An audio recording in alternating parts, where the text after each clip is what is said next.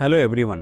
Me doctor Dilip M Babu, consultant nephrologist and transplant physician, Yashoda hospital, Somajiguda, Hyderabad. तर आज मी काही किडनी ट्रान्सप्लांट या विषयावर काही बोलणार आहे. तर बऱ्याच लोकांना ज्यांना किडनी प्रॉब्लेम असतं आणि किडनी प्रॉब्लेम खूप ॲडव्हान्स स्टेजमध्ये असते, त्यांना दोन ऑप्शन्स असतात ट्रीटमेंटसाठी. एक तर ते लाईफ लाँग डायलिसिसवर त्यांना कंटिन्यू करावं लागेल, किंवा दुसरं ऑप्शन असतं त्यांना किडनी ट्रान्सप्लांट. तर किडनी ट्रान्सप्लांटमध्ये कॉमनली एक डाऊट असं असतं की किडनी देणाऱ्याला नंतर काही प्रॉब्लेम होऊ शकते का. तर आतापर्यंतच्या सगळ्या स्टडीजमध्ये असं आढळून आलेलं आहे की किडनी डोनेशन केल्यावर किडनी डोनरला usually they will live normal life, म्हणजे त्यांचं लाईफस्टाईल आणि त्यांचं further course will be as normal as एक नॉर्मल पर्सनचं जसं असतं तसं लाईफ असेल. सो किडनी डोनेशन ही खूप सेफ प्रोसिजर आहे आणि किडनी डोनेट केल्यावर ते 3 ते 4 दिवसामध्ये युजली पेशंट डिस्चार्ज होतो आणि विन 1 वीक टू 10 डेजमध्ये they will do all the routine activities. म्हणजे किडनी डोनेशन नंतर त्यांना बेडवरच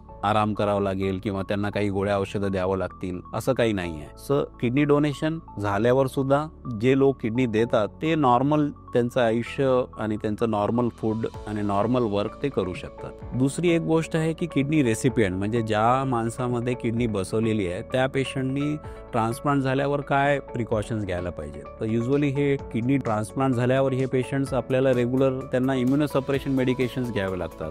काही औषधं असतात, ती नवीन किडनी व्यवस्थित काम करावी यासाठी हे औषधं त्यांना आयुष्यभर घ्यावं लागतात.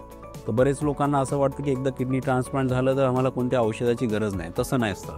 त्यांना रेग्युलर मेडिसिन्स, ती किडनी चांगल्या प्रकारे काम करावं लागेल यासाठी रेग्युलर मेडिसिन्स घ्यावं लागतात.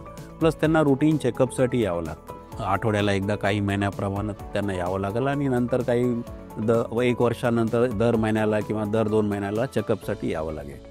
सो हे किडनी ट्रान्सप्लांट रेसिपियंटसाठी. सो किडनी ट्रान्सप्लांटमध्ये रिस्क काय आहे. युजली आता आजकालच्या इम्युनोसप्रेशन आणि नवीन औषधामुळं usually the risk of rejection म्हणा किंवा risk of kidney failure is almost 5%. 95% केसेसमध्ये किडनी ट्रान्सप्लांट हा सक्सेसफुल असतं. फक्त एवढंच आहे की ट्रान्सप्लांट रेसिपियंटला मात्र रेग्युलर चेकअपसाठी आणि रेग्युलर मेडिसिन्स त्यांना घ्याव्या लागतील. Donor kidney donation is a very safe procedure. दुसरं एक common what patients ask is काय की डायलिसिस चांगलं असतं का ट्रान्सप्लांट चांगलं असतं. सो दोन्हीमध्ये जर कम्पेअर केलं तर ट्रान्सप्लांट ही इज बेटर प्रोसिजर. आणि ट्रान्सप्लांट केल्यावर quality of life and freedom to travel आणि ते काही रेस्ट्रिक्शनसुद्धा त्यांना कमी होतात. आणि survival rate is always better after kidney transplant compared to the dialysis. So जेव्हा हे दोन प्रोसिजरचे ऑप्शन असतात, transplant is always the best option. Thank you.